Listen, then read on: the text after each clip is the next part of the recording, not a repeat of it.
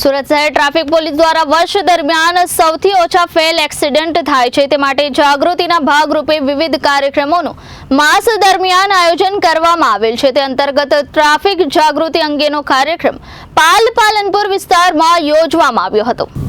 Road safety માસની ઉજવણીના ભાગરૂપે સુરત શહેર ટ્રાફિક પોલીસ દ્વારા વર્ષ દરમિયાન સૌથી ઓછા ફેલ એક્સિડન્ટ થાય છે તે માટે જાગૃતિના ભાગરૂપે વિવિધ કાર્યક્રમોનું માસ દરમિયાન આયોજન કરવામાં આવેલ છે, જેના ભાગરૂપે આજે સુરત શહેર સિટી બસ સ્ટેશન ખાતે ડ્રાઈવરો સાથે Surat traffic SP MS Shaikh અને ટ્રાફિક PI MK ડામોર અને ટ્રાફિક પોલીસ કર્મીઓની આખી ટીમ સાથે સિટી બસના ડ્રાઈવરોને ટ્રાફિક જાગૃતિ અંગેનો કાર્યક્રમ પાલનપુર વિસ્તારમાં યોજવામાં આવ્યો હતો, જેમાં મોટી સંખ્યામાં ડ્રાઈવરો આ કાર્યક્રમમાં ભાગ લીધો હતો।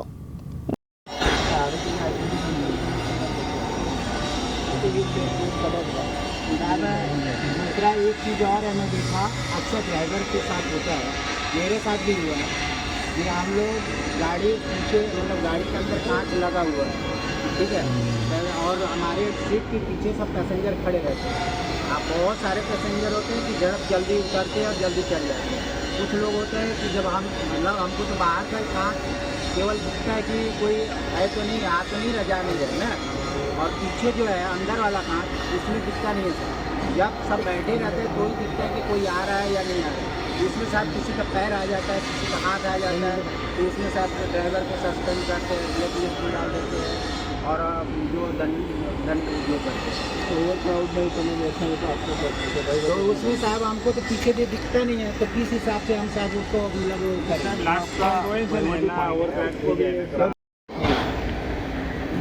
BRTS રૂટના જેટલા પણ ડ્રાઈવર છે એમને હું નવા વર્ષની પહેલાં શુભકામના આપું છું અને તમને એક વિશ એવી કરું છું કે આખા વર્ષ દરમિયાન તમારા ડ્રાઇવિંગ દરમિયાન નાનામાં નાનું એક્સિડન્ટ પણ નહીં થાય અને સારી રીતે એક વર્ષ તમે પસાર કરો। આવનાર વર્ષ બે ત્રણ વસ્તુ તમને કહેવી છે કે BRTS રૂટમાંથી પસાર થતી વખતે તમારે સિગ્નલ તોડવો નહીં। નંબર 1,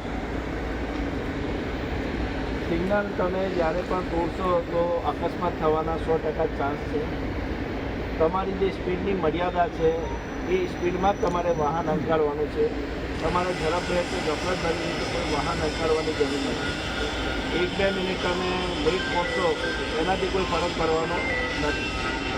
બીજા અકસ્માતમાં મેં જે એનાલિસિસ કર્યું છે એમાં એવું જોવામાં આવ્યું છે કે જે વાહનો ડ્રાઈવરની લેફ્ટ સાઈડથી રાઈટમાં ટર્ન મારવા જાય છે એમાં જ અકસ્માત થાય છે, કારણ કે એમાં તમારું વાંક એટલે નથી જણાતો કે તમારી હાઈટ જ એટલી ઊંચી છે ડ્રાઇવિંગ સીટની કે ડાબી સાઈડથી જમણી સાઈડ આવતું વાહન તમને દેખાતું નથી।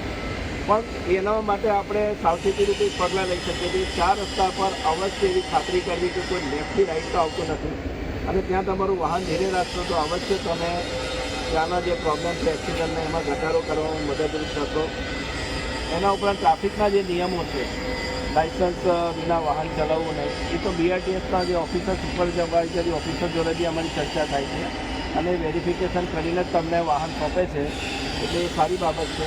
તમારા આગળ પ્રશ્નની બી અમારી જે ચર્ચા થઈ છે એનું બી નિરાકરણ લાવવા માટે પૂર્વ શહેર ટ્રાફિક પોલીસ આપણે મદદ કરશે। ભવિષ્યમાં કંઈ પ્રશ્નો હોય તો તમે અમને જણાવી શકો। સાહેબ, કઈ જગ્યા પર શું કાર્યક્રમમાં ઉપસ્થિત છો અને શું કહેશો?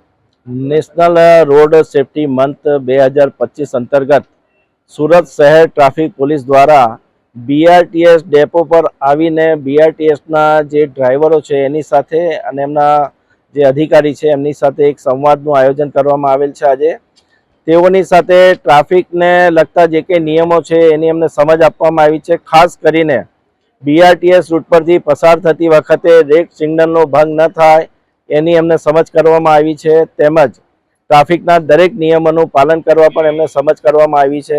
ખાસ કરીને વધુ સ્પીડે વાહન ચલાવવું નહીં, તે એને માટે એમને જે ચર્ચા કરી તો એ લોકોએ પણ આશ્વાસન આપેલ છે કે સાહેબ અમે ટ્રાફિકના દરેક નિયમોનું પાલન કરીશું અને 0 અકસ્માત થાય એ રીતે દરેક ડ્રાઈવર આખા વર્ષ દરમિયાન ડ્રાઇવિંગ કરશે।